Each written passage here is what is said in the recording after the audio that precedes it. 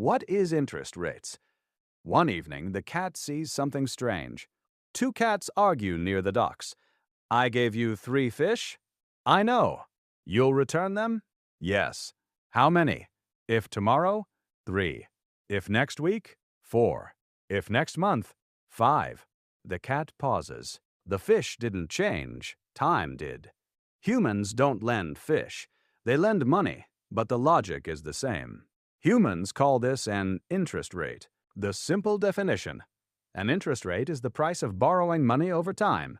Borrow $100. Return $105. That extra $5 is interest. Interest rate is usually shown as a percentage. 5%? 20%. It's the cost of using someone else's money. Money is not free. Time is not free. And risk is never free. Why does interest rate exist? The cat wonders, why pay extra at all? Because when someone lends you money, they give up something.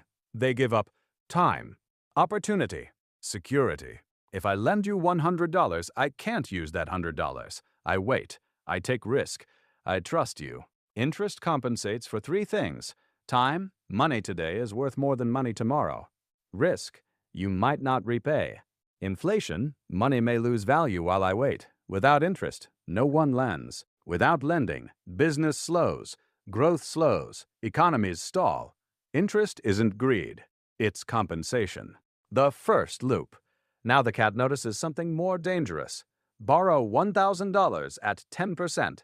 After 1 year, you owe $1,100.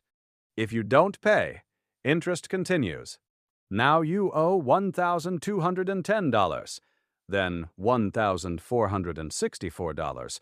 The number grows, not because someone is shouting, but because time keeps moving. Interest turns time into math, and math does not sleep.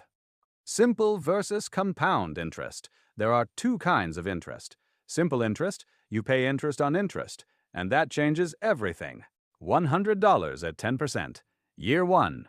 110. Year 2, 121. Year 3, 133. Year 4, 146. The growth accelerates. Compound interest is powerful. If you're investing, it builds wealth. If you're in debt, it builds pressure. Same system, different side of the table. Who decides interest rates? The cat hears people complain. Why are rates so high? Why did my loan get expensive? Interest rates are influenced by supply of money, demand for loans, risk in the system, central banks. If many people want to borrow, rates rise. If few people borrow, rates fall. If inflation rises, central banks often raise interest rates. Why? Because higher rates make borrowing expensive. Expensive borrowing slows spending. Slower spending cools inflation. Interest rates are like the economy's speed control. Press the accelerator.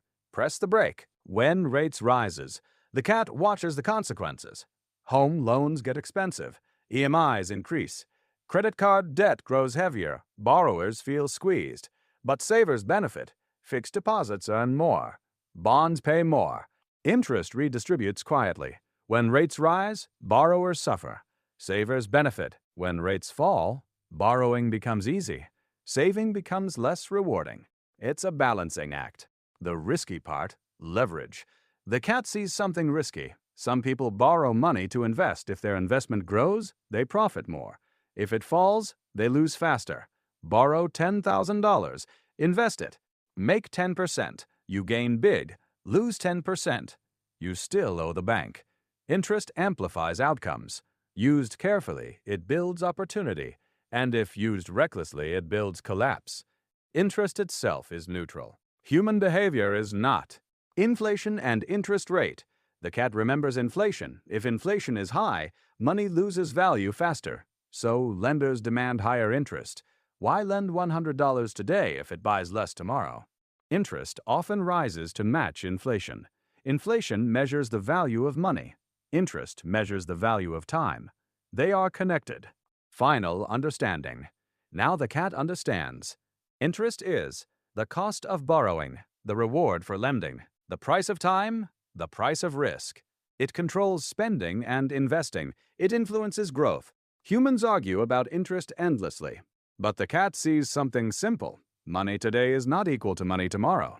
If this helped you understand interest rates, buy the cat a fish. Link is in description below.